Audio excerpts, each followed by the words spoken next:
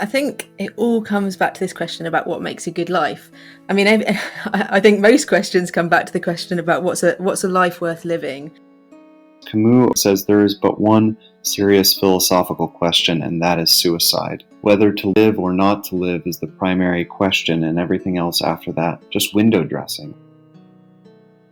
So meaning is most of the time not something that we are aware of, but it's something that's implicit. If you look at people and how they are living their lives, if you ask them about the meaning, it's very hard for them to tell. Sport's about paradox. It's about absolutely nothing, but it's clearly about something extremely, extremely important to us, psychologically and even spiritually.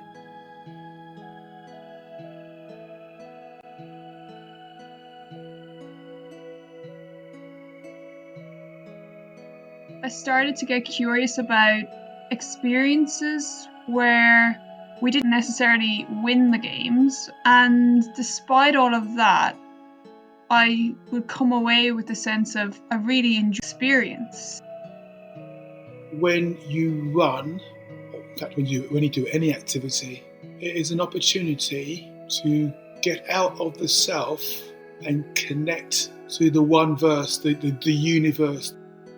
We can always find meaning, and this is where sport, speaking personally, as a teenager, going through some really difficult times, sport provided me with that meaning. And because you're just working towards a trivial goal at the time.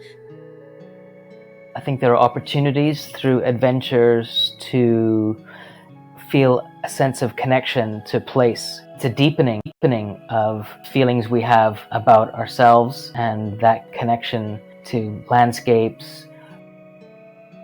Why did it mean so much to me? And it's these sorts of things, to be in certain moments, whether it's playing tennis, golf or cycling, just being lost in the moment, outside of time, outside of history, literally me moving.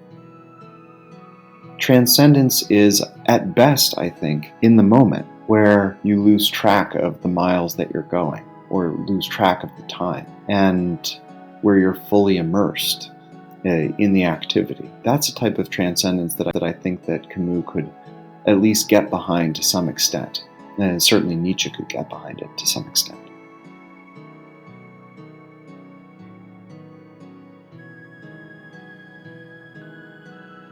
An authentic way of leading a life and not living superficially and doing what all the other people do, but it's to finding the deepest parts of your own relation to living.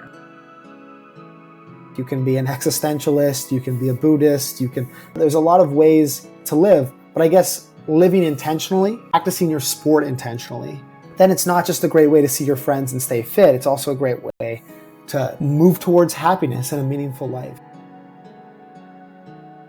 We are born in an already unfolding story, and we are offered ways to narrate our life. So what we always want to be with young people is feeding that pool and offering alternatives.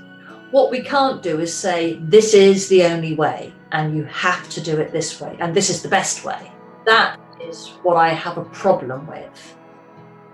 But it's just one way, and I think that other people will have perhaps different ways of finding that elusive meaning in life and sort of contentment that so many of us are seeking.